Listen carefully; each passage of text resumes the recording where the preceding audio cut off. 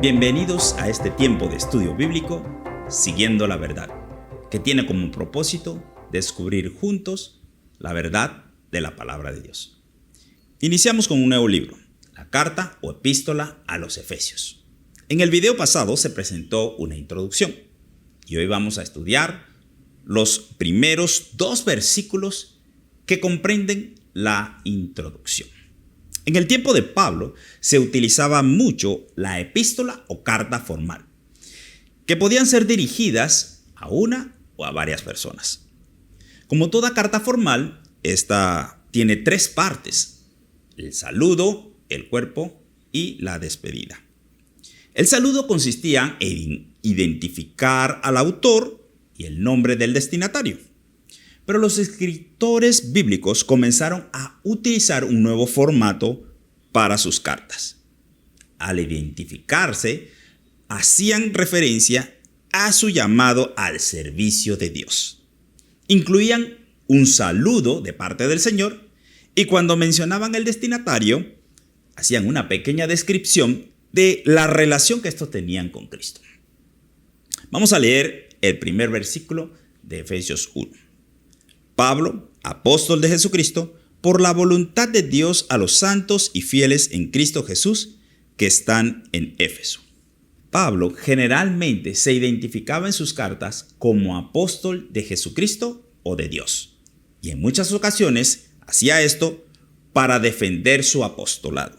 En la iglesia del primer siglo, la palabra apóstol tenía varios significados, y podemos encontrar en el Nuevo Testamento como 70 veces la palabra.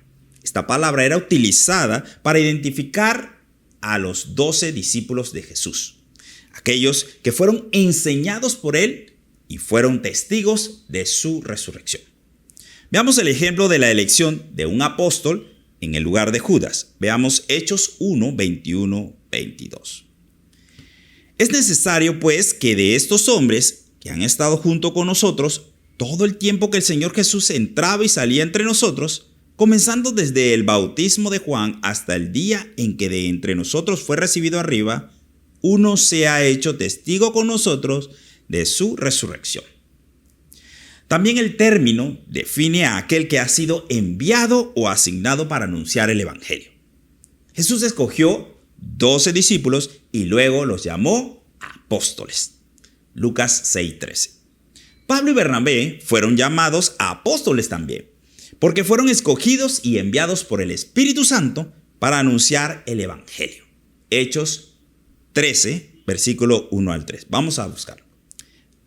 Había entonces en la iglesia que estaba en Antioquía profetas y maestros: Bernabé, Simón, el que se llamaba Níger, Lucio de Cirene, Manaén, el que se había criado junto a Herodes, el tetrarca, y Saulo. Ministrando estos al Señor y ayunando, dijo el Espíritu Santo: apartadme a Bernabé y a Saulo para la obra a que los he llamado.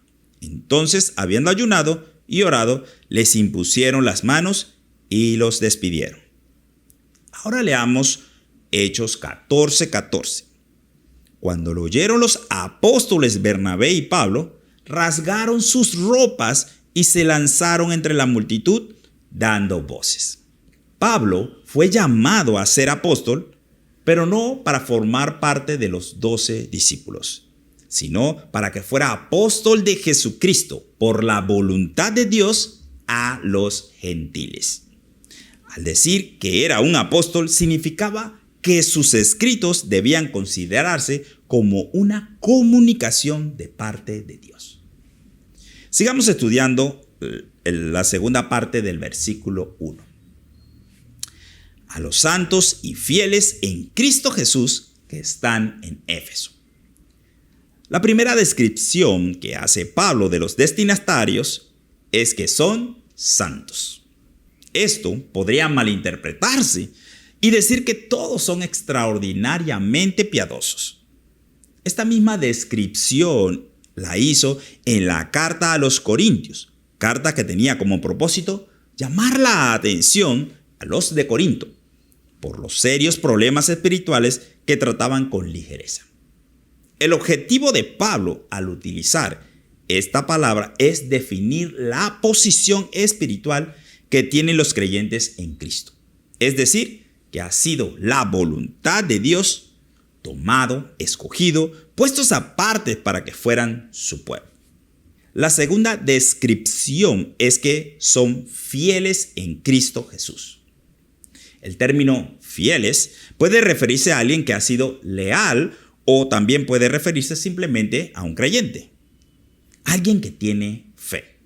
La expresión en Cristo Jesús le da un mayor significado a la descripción, puesto que no solamente son creyentes en Cristo, sino que le está dando un sentido posicional.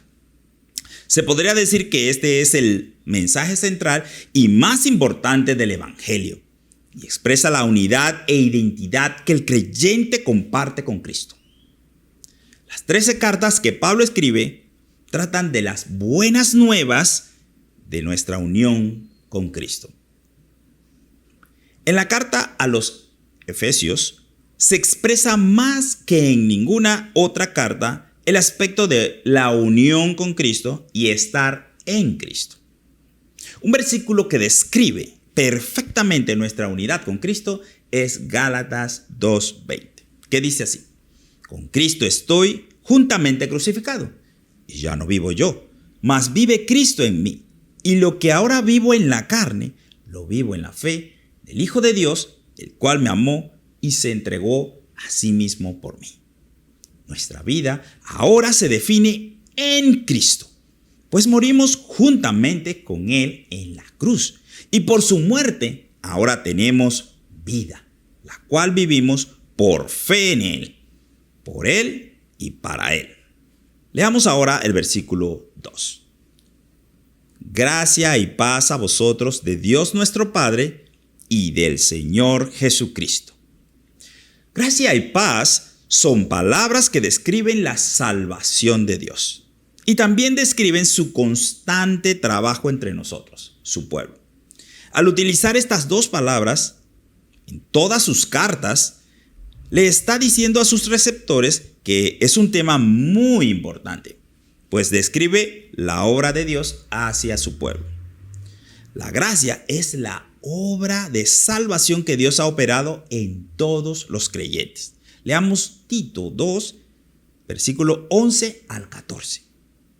Porque la gracia de Dios se ha manifestado para salvación a todos los hombres, enseñándonos que, renunciando a la impiedad y a los deseos mundanos, vivamos en este siglo sobria, justa y piadosamente, aguardando la esperanza bienaventurada y la manifestación gloriosa de nuestro gran Dios y Salvador, Jesucristo, que se dio a sí mismo por nosotros para redimirnos de toda iniquidad y purificar para sí un pueblo propio, celoso de buenas obras. La gracia también es la influencia sustentadora que permite que el creyente persevere en la vida cristiana. Leamos Hechos 20:32. Dice así: y ahora, hermanos, os recomiendo a Dios y a la palabra de su gracia, que tiene poder para sobreedificaros y daros herencia con todos los santos.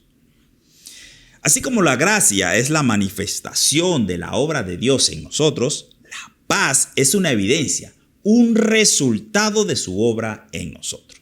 Leamos Romanos 5:1. Justificados pues por la fe, tenemos paz para con Dios, por medio de nuestro Señor Jesucristo. Luego de haber sido declarados justos por medio de la fe puesta en nuestro Señor y Salvador Jesucristo, tenemos paz para con Dios. La Biblia dice que ya no somos enemigos de Dios. Leamos Romanos 5:10.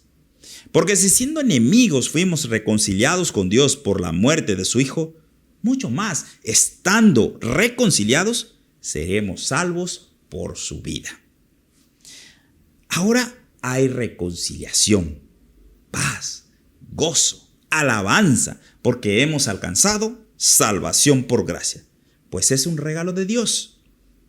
Efesios 2:8-9 dice: por gracia sois salvos, por medio de la fe. No lo merecíamos, pero Dios nos lo regaló. Esto es la gracia de Dios. Esta salvación, la obra completa de nuestra redención, es única y exclusivamente de Dios el Padre y del Señor Jesucristo. Concluimos pues. Hemos sido llamados a ser santos para formar el pueblo de Dios y vivir al servicio de nuestro Señor Jesús. También concluimos que tenemos identidad en Cristo y disfrutamos de ser uno con Él. Que Dios nos dio de su gracia salvadora y ahora gozamos de paz. Esa gracia necesaria para crecer cada día en el conocimiento de la voluntad de Dios. Reconocemos que todo esto proviene de Dios y el Señor Jesucristo, el autor y consumador de nuestra fe. Esperamos que el estudio de hoy haya sido de edificación para tu vida. Y te animamos a permanecer fiel y a desarrollar el hábito de estudiar la palabra de Dios. Que Dios te bendiga.